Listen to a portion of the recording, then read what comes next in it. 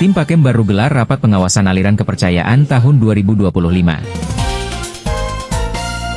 Saudagar IGA Radio, Tim Pengawas Aliran Kepercayaan dan Aliran Keagamaan dalam Masyarakat atau Tim Pakem Kabupaten Baru menggelar rapat koordinasi di Aula Kantor Kecamatan Tane Terilau, pada hari Selasa, 25 November 2025. Kegiatan ini dihadiri unsur Kejaksaan Negeri Baru, Kepolsek Tane Terilau, Pemerintah Kecamatan Tane Terilau, Kepala Desa dan Lurah, Ketua BPD se-Kecamatan Tane Terilau serta tokoh agama dan tokoh masyarakat. Rapat berlangsung untuk memperkuat sinergi pengawasan serta mencegah potensi penyimpangan aliran kepercayaan yang dapat menimbulkan keresahan di masyarakat.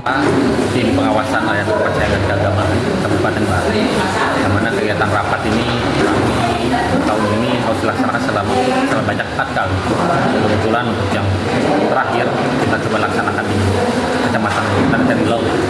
Tujuannya kita mencoba memberikan pemahaman ke masyarakat terkait apa itu pakem, dan kedua juga kita coba untuk mengajak masyarakat untuk berkontribusi menjaga edukasi gitu kan, juga memberikan informasi lah kalau memang ada kepercayaan ataupun keagamaan yang sedikitnya sepertinya diduga akan menjadikan rusak ketertiban umum di Kabupaten Baru, khususnya di Tane Terilau.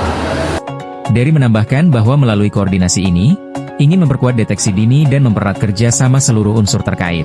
Selain memperkuat pengawasan, Tim Pakem juga mendorong partisipasi aktif masyarakat dalam memberikan informasi apabila menemukan indikasi yang berpotensi menimbulkan konflik atau penyimpangan ajaran.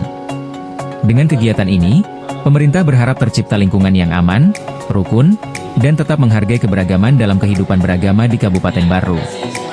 Dari Aula Kantor Camat Tane Terilau Kabupaten Baru, Alil IGA Radio mengabarkan.